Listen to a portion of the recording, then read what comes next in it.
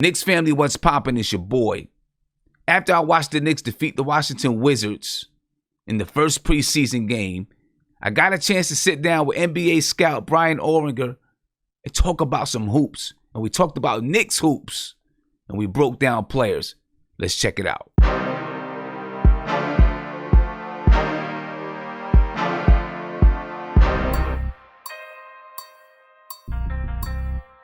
That's the G.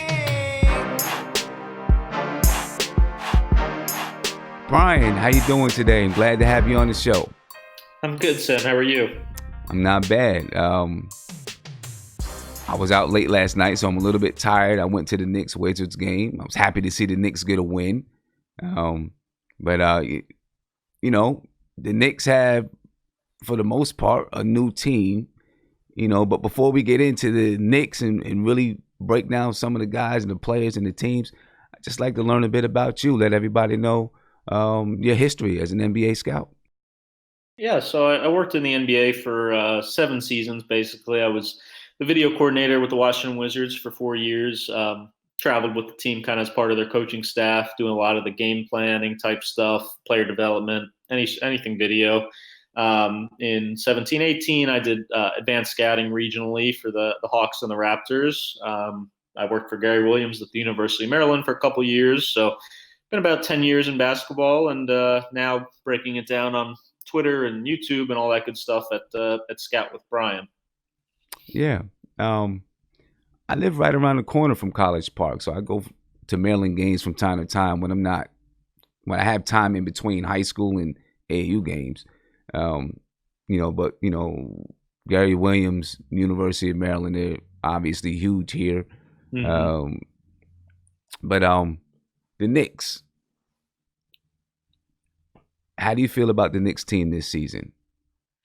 I think they'll be competitive. I think that's the leap that they're going to make to being around a 500 level type team. I think they can, especially in the East this year, win 40 or so games is where I have them projected to. And, I thought last night's game was a good example of the kind of identity that they want to have. Winning a game 104-99, I think is, I think they're going to try to keep teams under 100, which is a rarity in today's NBA, and try to hang their hat on defense. But I think, it seems like they've really bought into that identity, and I was really impressed with, a lot of the defensive stuff last night, just their schemes and how locked in they seem to be, picking up full court, pressuring the ball. You can really tell what they've worked on in the offseason. So I think Fizz definitely has them headed in the right direction, and, I think that direction should be being a competitive team this year. Yeah. You think they can sniff the playoffs this year? I think, where I have them like 40 wins, I think I have them in 10th or so in my predictions. I think they can sniff it. I'm not sure that's going to be good enough. I mean, as good as people cringe at this a little, but like Toronto, I have it in 9th right now, and I know that's a huge drop off for them. But, I just don't really see where all their scoring is going to come from without Kawhi. I think they're going to be hard pressed a lot of nights to score 100 even. So I think the Knicks will be in that mix in the 8 to 10 spot, and definitely sniff it. But I think for now, probably just on the outside looking in. Okay. And, me personally, as a fan, I'm fine with that. To go from 17 wins to, last in the league, to at least sniffing the playoffs, I think is going to be great for guys like RJ Barrett, Kevin Knox, Frank Ntilikina, that all the young guys that we have on the team. It'd be great for them to feel that type of intense play. How they've got to prepare to play in a game that has playoff implications. I think that experience is unmatched, and it'll help them to grow and mature, I think. So I'm really looking forward to them at least being have a chance come March and April. Yeah, no, the goal is, I think they missed out obviously on their main guys this offseason, but I think they pivoted pretty well to surrounding their young guys with some pretty good vets. So going from 17 wins to 35 or 40 is not easy, but I think that's probably the goal realistically this season. And then, you go from there to 45 to 50, attract some free agents or trade, whatever happens, but I definitely would expect them to be more competitive and to kind of find an identity this season to hang their hat on a little bit more. Yeah. Speaking of free agency, Julius Randle, that's the Knicks' prized free agent this season. What do you think about Julius Randle? Is he ready to go to the next level? All-star? Be an all-star? I think he could be in the mix for that. I think people forget sometimes. You talked about the Knicks offseason. You see Taj and Alfred and Ellington and Bullock and all these guys who are solid vets. And I think sometimes people kind of grouped Randle in with that veteran group. And he is a vet. He's been around, but he's still, I think, like 25 years old. So he should be kind of entering his prime or close to that prime. And I think last season he really showed, obviously the most signs of breaking out and being a consistent 20-10 guy, which I think he's always had the talent to do. And that's why he was, a top pick. I think he just didn't show it every single night in LA, but he can shoot the ball. He really can pass the ball. He can handle it. He can play with energy, score strong with his left hand around the basket. So yeah, I think he, obviously really has something to prove now and wants to prove he is one of those perennial all-star type guys. And I think he does have that potential in him. And it'll be, really interesting to see what he does with this, massive opportunity to kind of put this team, on his back a little bit in New York. And yeah, I agree. And what do you think he needs to do basketball-wise to take that leap now?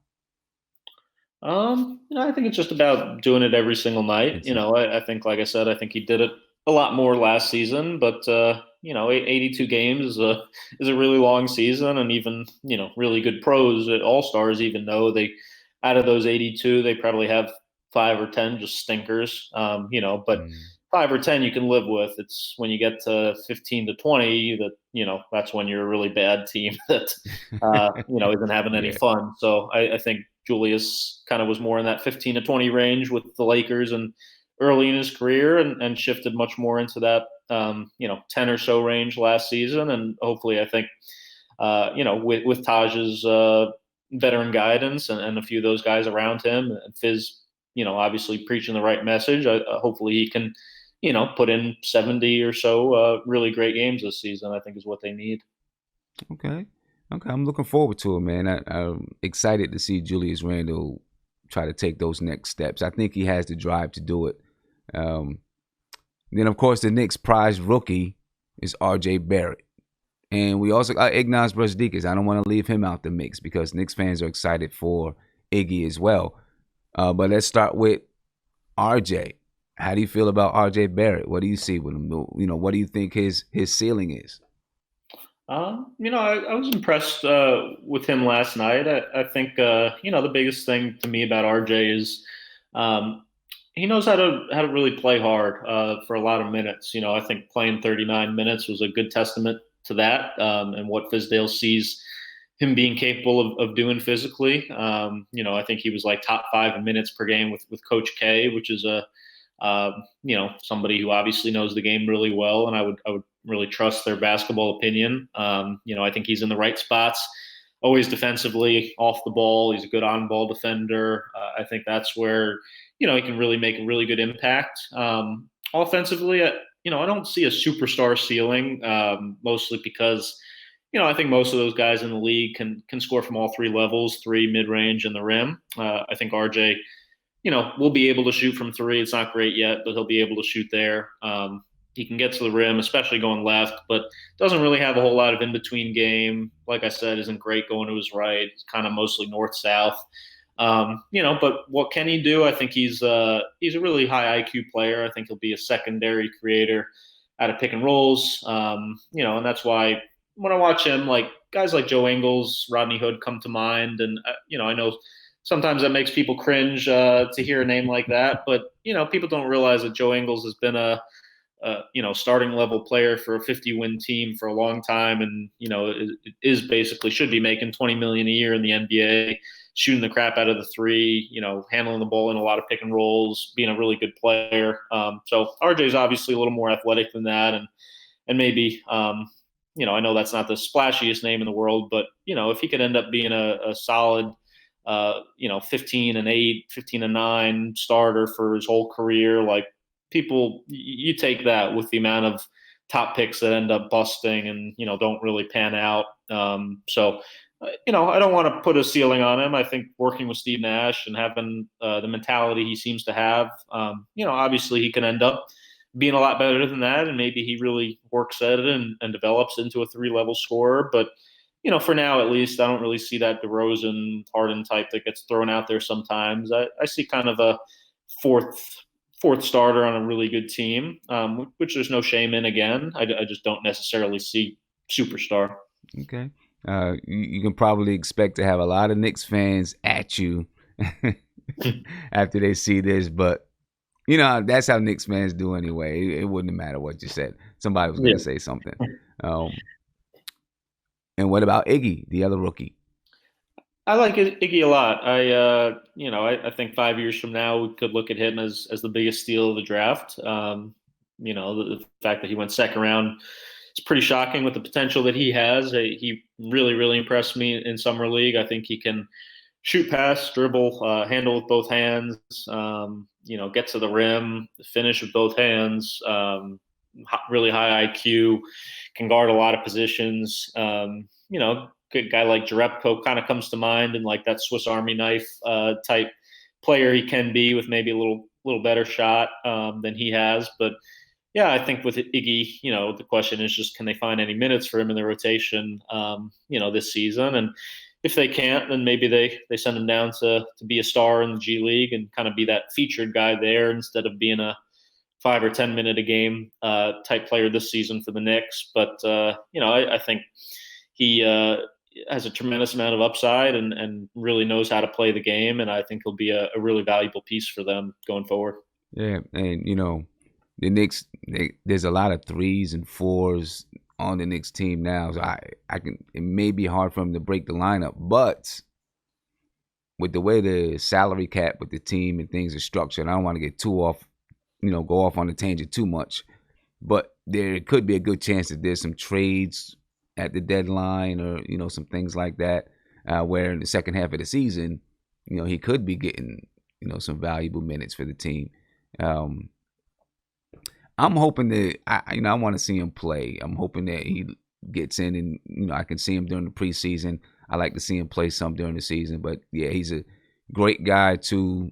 I think he's a great guy to develop, and if he has to play some time in the G League, yeah, he could. We're excited about him. I think Knicks fans all over the place are excited about him. Another guy we're excited about is Mitchell Robinson.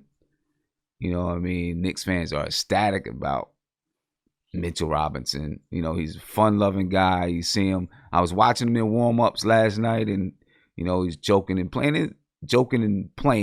It's not that he's not serious. He's just having a good time. He's a fun-loving kid, man. What do you think about Mitchell Robinson?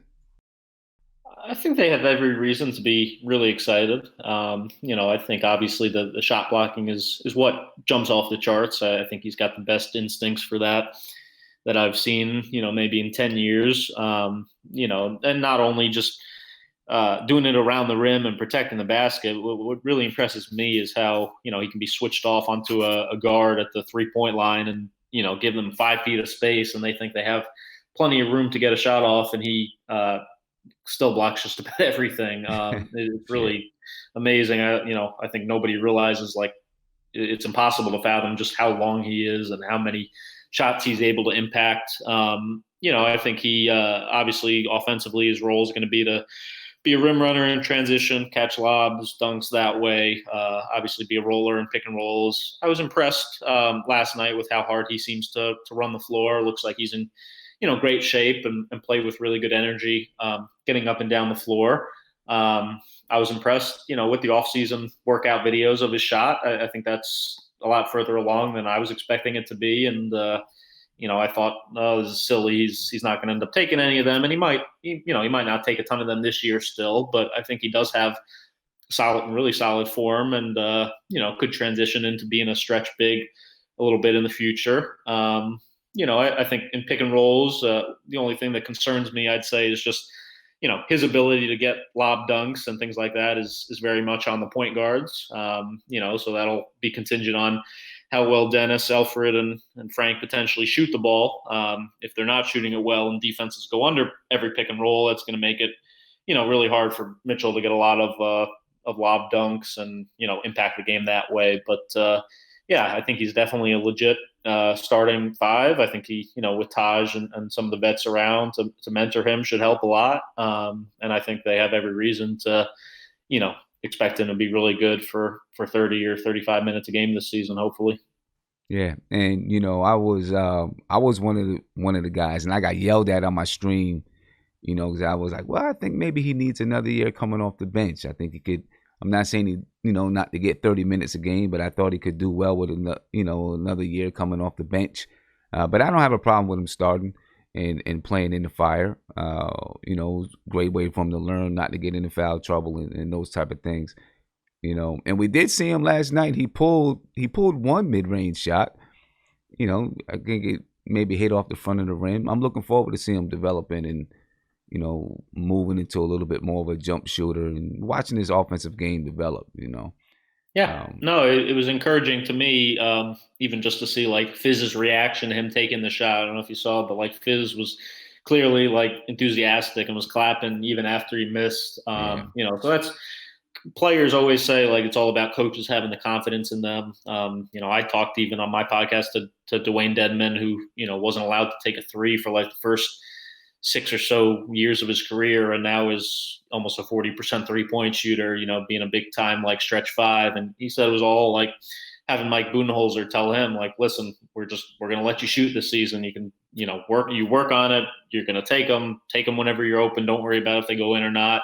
It's all the coach believing in you and letting you have that green light. So it's cool to see that. I think they're going to trust Mitch with that. And like you said, I mean, how many minutes a game did he play last season? Like, I think last season he was around 20 minutes a game. 20 minutes. Yeah. So it's a big leap to go from that to starting. There's still a lot of intricacies of the game he's got to learn, staying out of the foul trouble type things. But yeah, whether they start or come off the bench, I think he'll definitely make a big leap and, has the right group around him this season to let him play, a pretty big role. Yeah, yeah. Now, you spoke a little bit about the point guards, Alfred Payton, Frank Ntilikina, Dennis Smith Jr. I'm not sure Knicks fans know much about Alfred Payton and, what his role here is going to be. They're more concerned about Frank Ntilikina and Dennis Smith Jr. So let's start with Dennis Smith Jr. What do you see from Dennis Smith Jr.? What's he have to do? We know he has the talent, right? The athletic ability and the talent. What's he have to do to take his game to that next level? Yeah, I think, like you said, it's just consistency. I think, he clearly has all the talent in the world. I think it's just about, does he want to be a player that kind of like we talked about with Randle that shows up for 70 games. You can't just, be flashy for 50 of them and have some highlight level plays that go viral on social media. It's about being a consistent producer, starting level player, doing it for 35 minutes a game, 40 minutes a game, defending. I think that seemed to be kind of Carlisle's issue with him in Dallas was just, the consistency and just how much does he really love the game and how locked in is he mentally and all those things. So that's, I think that's really the question. The shot obviously is up and down and needs more consistency, but I think it's mostly just on him, if he, potentially has this starting type role, he's willing to step up and seize it and, be a guy that competes and battles and kind of leads the team from that point guard spot a little bit and does it almost every night. Yeah. I'm excited to see, I know he really worked hard, at least from all the videos that we've seen. He seemed to really work hard over the summer. Lost some weight. I'm excited to see how it pays off this season. Um, as soon as he comes back from it, he's got a lower strain back, a strain in his lower back. As soon as he comes back from that, I'm really looking forward to see, how it pays off on the floor. Now his buddy and they're friends. They've been friends since the draft. Frank Ntilikina, they're always going to be tied together, I guess. What do you think about Frank? I think it's clearly way too soon to give up on Frank or to say like definitively that he won't be a good pro or anything like that. The guy's 21 years old still. Mm-hmm. I think to me, like I mentioned a lot that we draw on our experiences personally, and in DC, like I was around a guy like Tomas Satoransky, was a second round pick of ours, top of the second round, played a few years overseas, ended up coming over. In his first year or two coming over, he was pretty terrible. I mean, he lost all his confidence, couldn't make a shot. There was a lot of questions about like, was he going to stick in the league? Was he going to find a role? Like, can he play point guard in the NBA? But we always saw that like he had really high IQ. He was a good passer. He made his teammates better. He was a good defender. Couldn't play the point guard exclusively because his shot was kind of inconsistent. But you know what? He could play some two. He could play some three. Can handle the ball a little bit. And he ends up getting I think $40 million or so from Chicago this offseason. Has really carved out a good role for himself in the NBA. So they're not the exact same player by any means, but I think that's a kind of a good case study for Frank. It's about finding his role. His role this season might be to play 10 minutes, maybe 15 minutes off the bench, pick up the ball, pick up point guards full court, really hound them defensively. He's got to really buy into doing that every possession that he's out there. Offensively, make the right play, make some good passes, hopefully knock down a couple shots. But yeah, I think the consistency and the confidence in the shot is up and down, and clearly, what seems to waver with him a lot, which makes it hard to be a full point in the NBA. And I think that's kind of some of Fizz's hesitancy and why he's not really trusted him in that position a ton. But I think he still does a lot of really good things, especially defensively, that can translate to a good NBA role. So I hope they can find a way to unlock it this season and put him in places to be successful. Yeah, I agree. I'm a big Frank Ntilikina fan, and the Knicks fan base is split. You got some that love Frank, others that think he's gonna be out the league at the end of the season. But I'm definitely rooting for the kid. Last year's draft pick, Kevin Knox. I think I like what I've seen from him as far as his off-season growth and development. He looks stronger. He looks more confident on the floor. What do you think about Kevin Knox? Do you think he can take a step this season? I mean, it's just the second season, but yeah, I think he'll baby steps. I think are the thing with him. Like if he can play, I don't know what exactly they foresee him in the rotation, whether he's a starter or seventh man, eighth man, whatever. But whatever it is, just kind of be a star in your role. Knock down open shots when you have them. Play with energy. I like to see him like cutting a couple times last night. Running the floor hard, defending. I think again, it's just young guys. The biggest thing they have to learn is just the consistency and how hard it is to do it every night. I think he was a really raw kid, right? Coming out, right? He was a freshman at Kentucky, I think. So you look at him, he's still so young and so raw. So I think they need to give it time and not have brash overreactions if he has poor shooting nights and doesn't look like a star. I think that's okay. I think he could be a bench player if he needs to again this season. Just he might even have some nights that he doesn't play, but he's got to just stay locked in mentally and keep working on his game, keep working on his shot, and ultimately, if he figures out how to make threes and play defense, like he'll be fine and be in the league for 15 years. that's that's what it's going to take ultimately for him. So I think he definitely has the skill set to do it. Just needs to stay on the right path and keep working. Okay. Do you think he, excuse me, do you think he could be a perennial All-Star? Um, you got to ask me that again in a couple years, maybe. Okay. I don't Yeah. know. I think right now you see flashes, you see a really pure shooting stroke at times, and some wow plays. It's just to be a all star, you got to talking about going from what he is now to 25, 30 points a night. That's a huge a leap for him. So I'm excited to see what he does this season and what kind of growth he shows, and then I think we can have a better feel for just how good he can be. Okay. All right. I'm gonna hit you with a couple quick ones. You can just throw them out really quick. Sure. Alonzo Tria. Really good ISO player, obviously.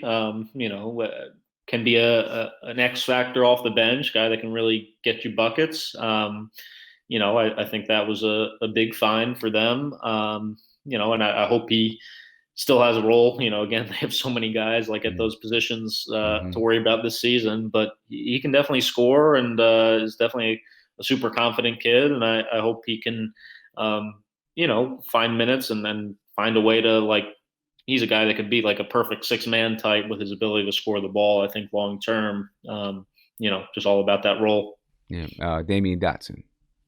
Love his energy, love his defense, his hustle. Again, just being can he make threes consistently? Can he be a 3-and-D guy? But big fan of the way he plays and his positional versatility, everything he does defensively.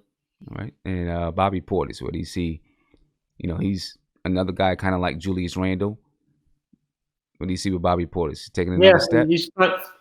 he's kind of like a poor man's Julius in a way. Like he shows flashes of incredible talent, and maybe he even has another kind of level of his game that we haven't seen yet. But to this point, yeah, he's kind of been a guy that's shown flashes and had some amazing highlight plays, and had some great shooting nights, but just not every night. So I think Bobby, he tends to be like a kind of screamer energy guy, like wants Mm, to really.